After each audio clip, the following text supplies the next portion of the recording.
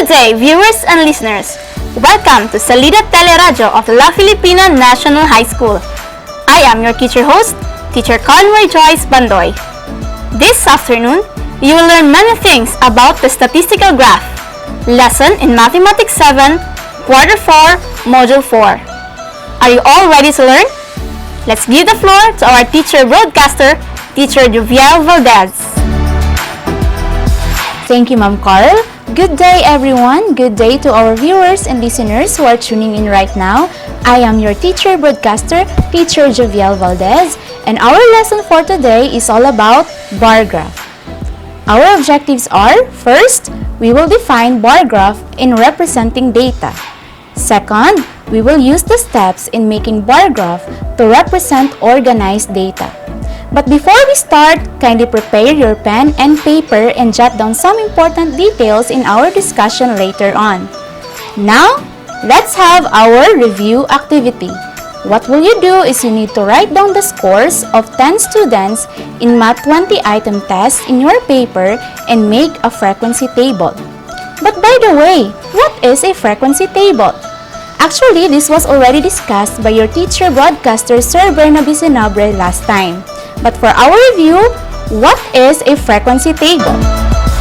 A frequency table is an arrangement of set of data into classes together with the number of observed values or frequency.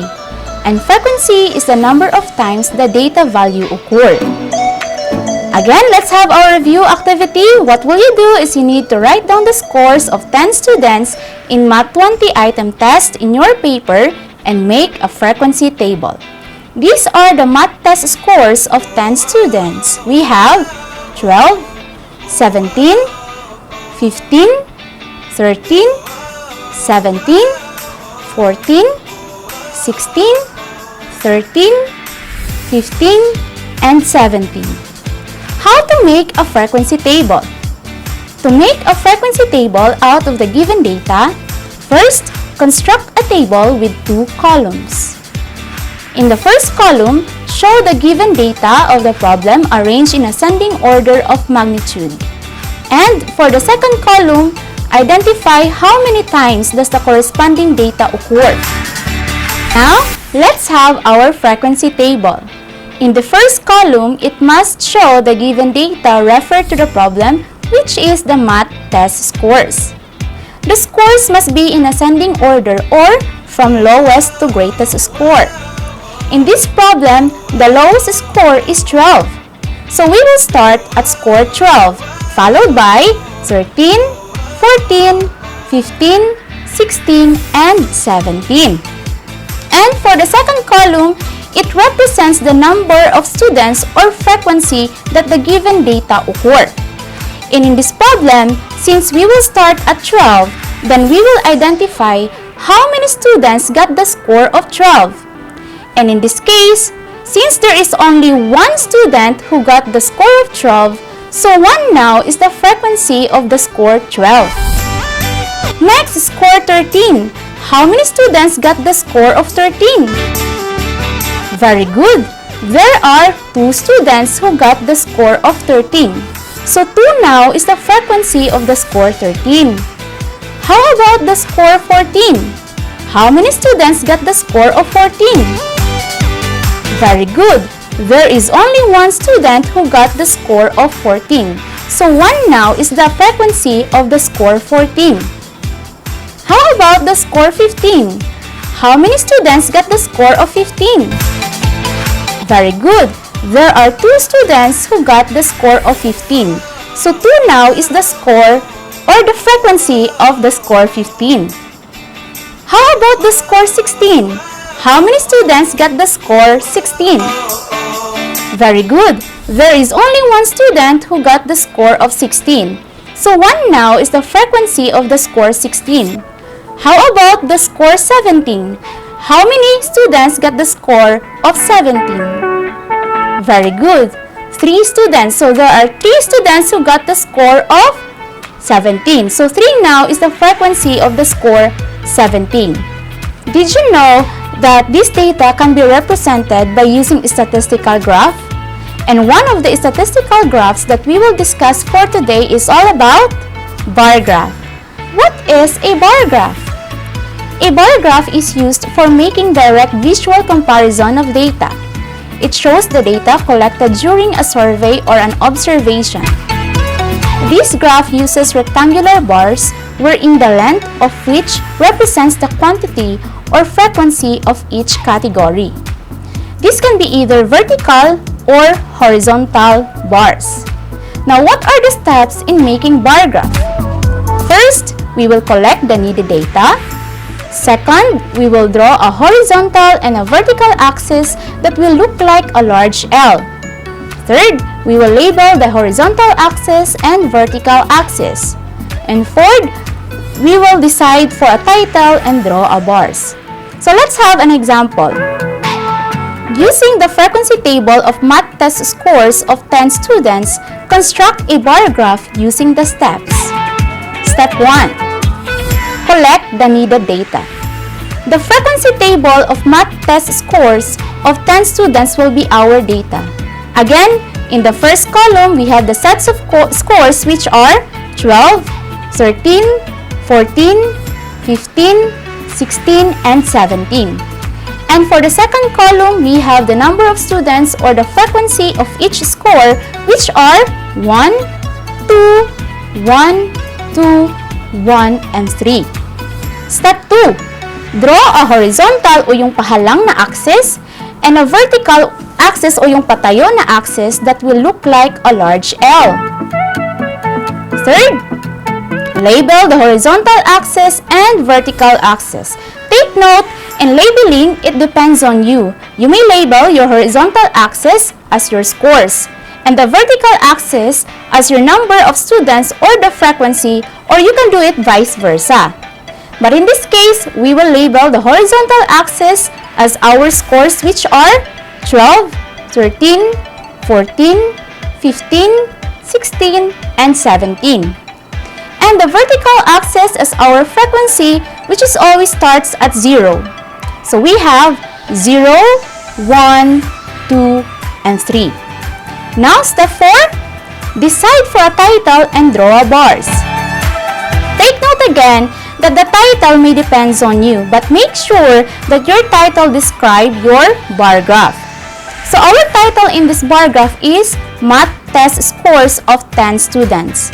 Now, draw a rectangular bar aligned to each score located at the horizontal axis and see to it that the rectangular bar of each score must be also aligned to its corresponding frequency or number of students located at the vertical axis.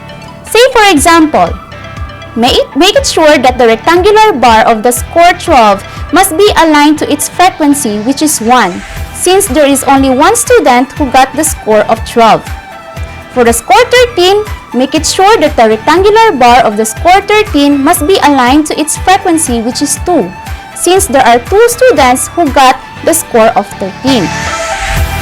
Next, the score 14, make it sure that the rectangular bar of the score 14 must be also aligned to its frequency which is 1, since there is only one student who got the score of 14.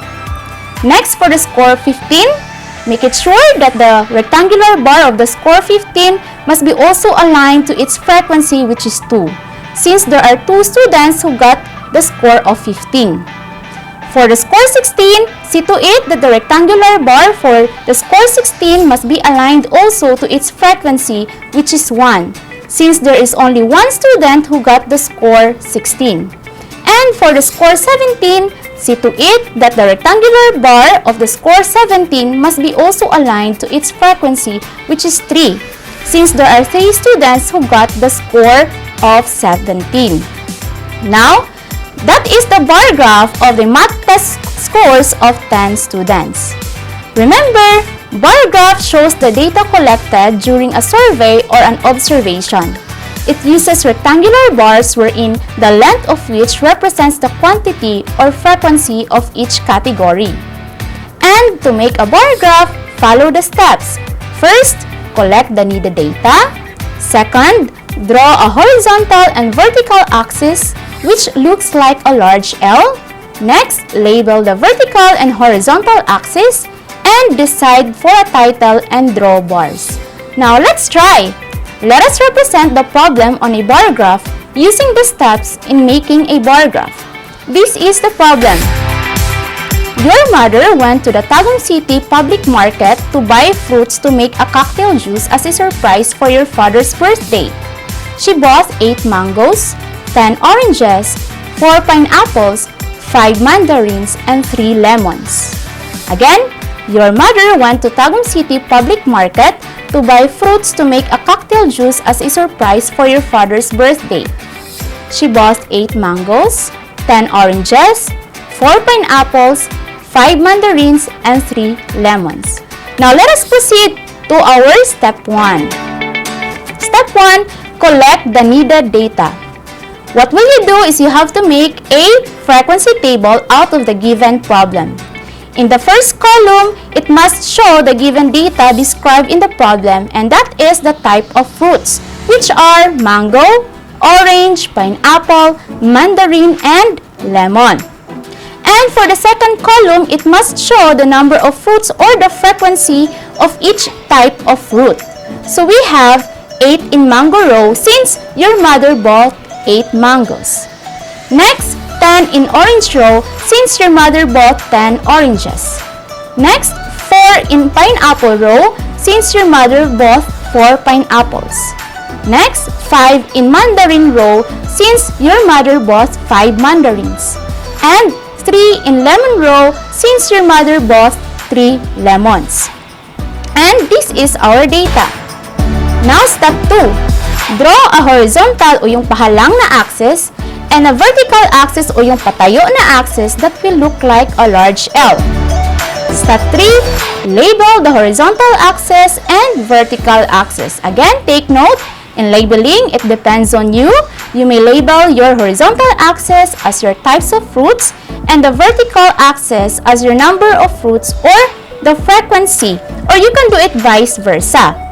But in this case, we will label the horizontal axis as our type of fruits, which are mango, orange, pineapple, mandarin, and lemon. And the vertical axis as our frequency, which is always starts at 0. So we will start at 0, 0, 2, 4, 6, 8, and 10. And step 4, decide for a title and draw a bars. Again, take note that the title may depends on you, but make it sure that your title describe your bar graph. So our title in this bar graph is types of fruits used for cocktail juice. Now, draw a rectangular bar aligned to each type of fruit located at the horizontal axis and see to it that the rectangular bar of each fruit must be also aligned to its corresponding frequency or number of fruits located at the vertical axis.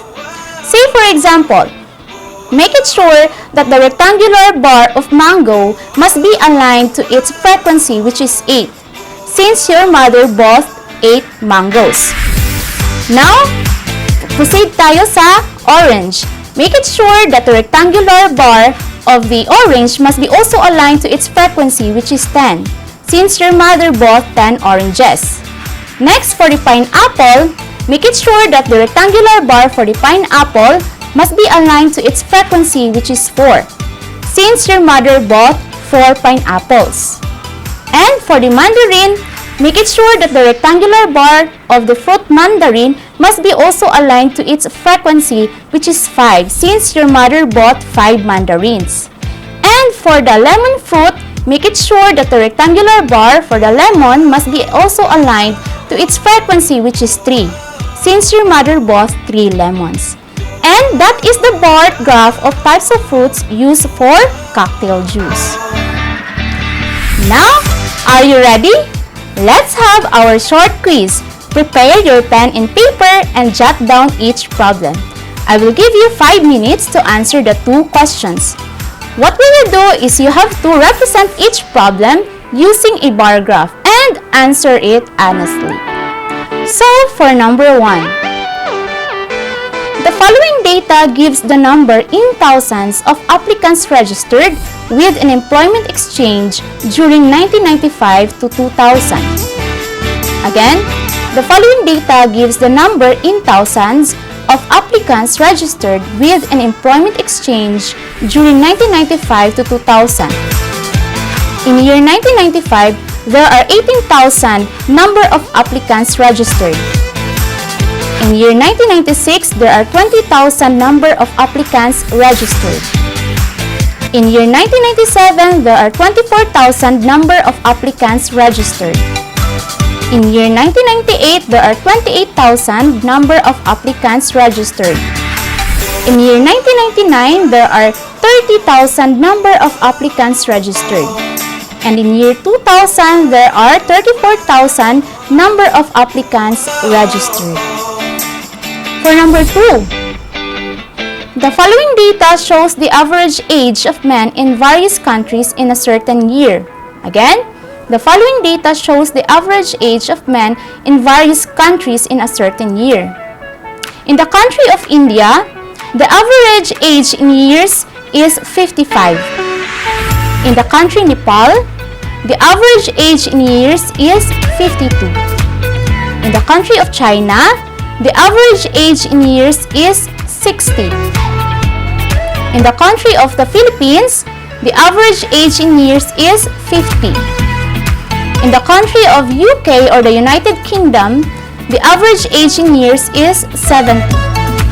And in the country of the USA or the United States of America is 75. Your 5 minutes starts now. Be time conscious.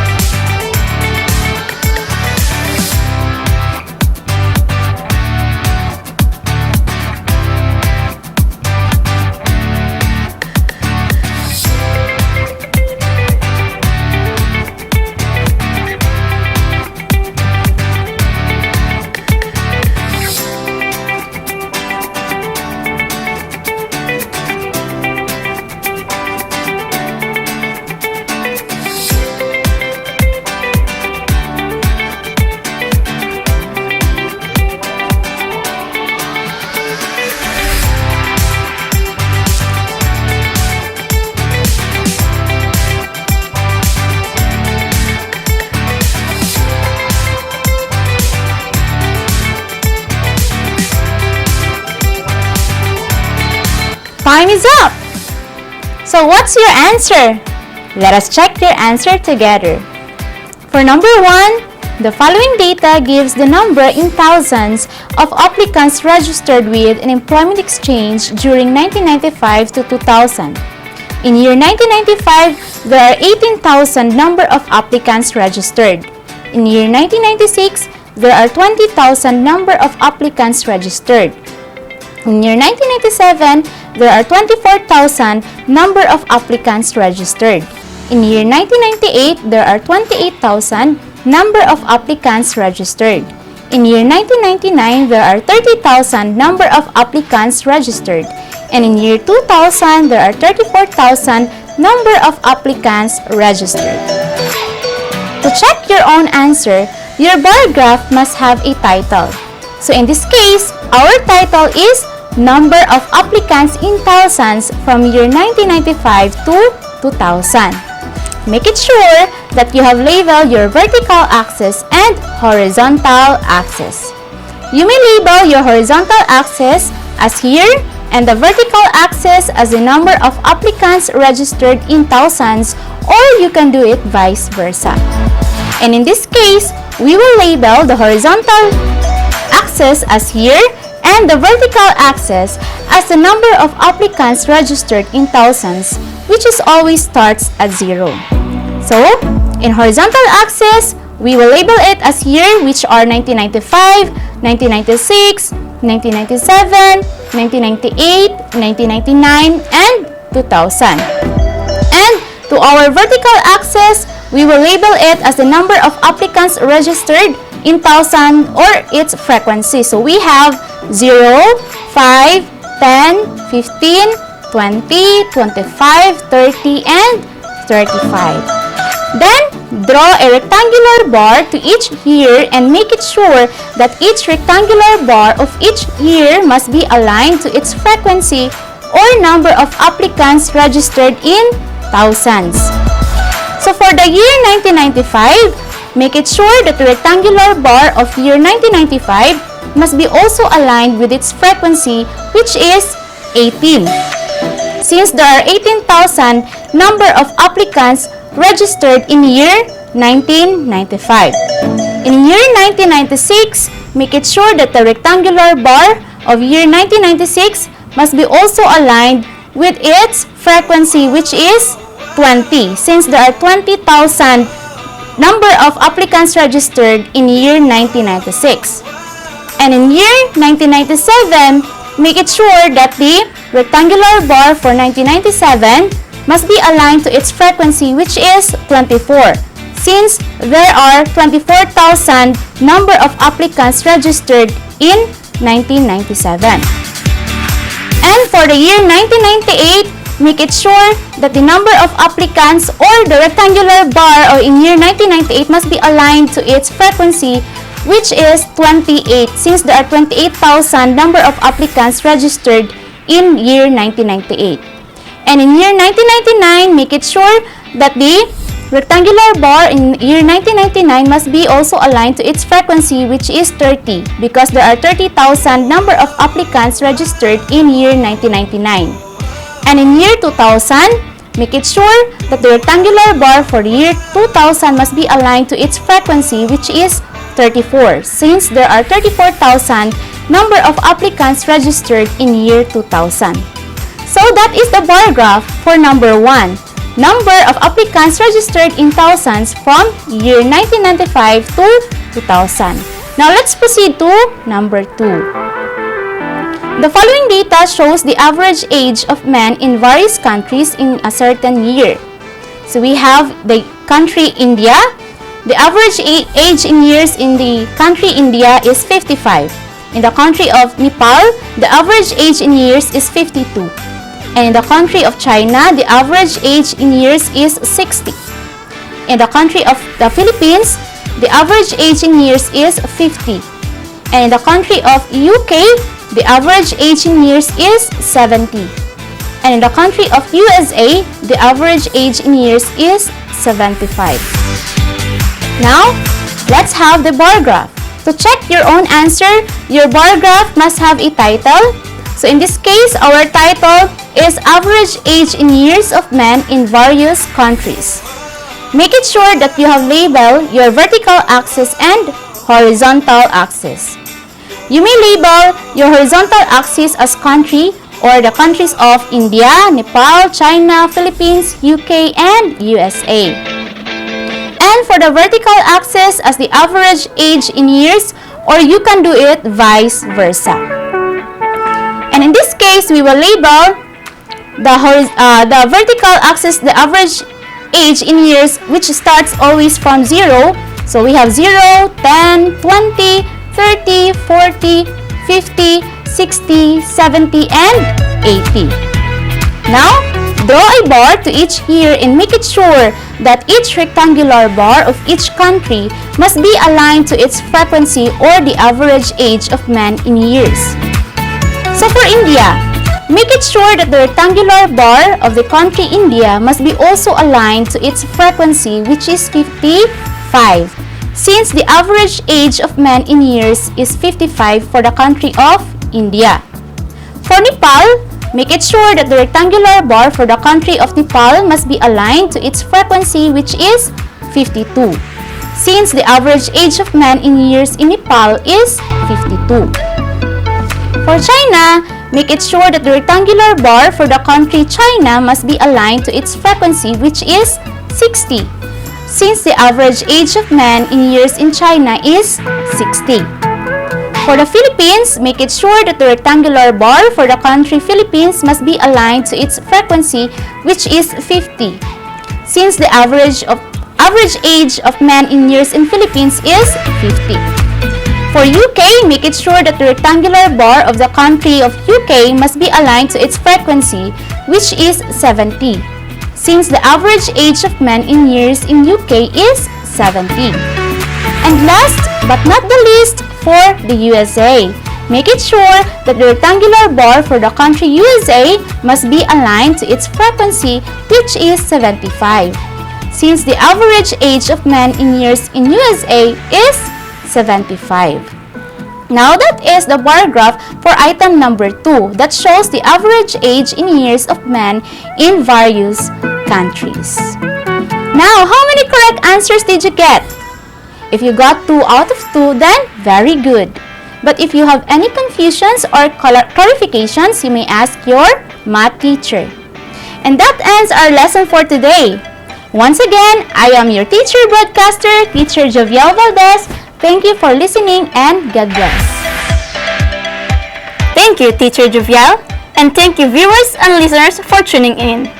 I hope you have learned something today. Once again, this has been your host, Teacher Calmarie Joyce Bandoy, saying, if math is hard and so is life, then get over it. Have a nice day. Bye-bye.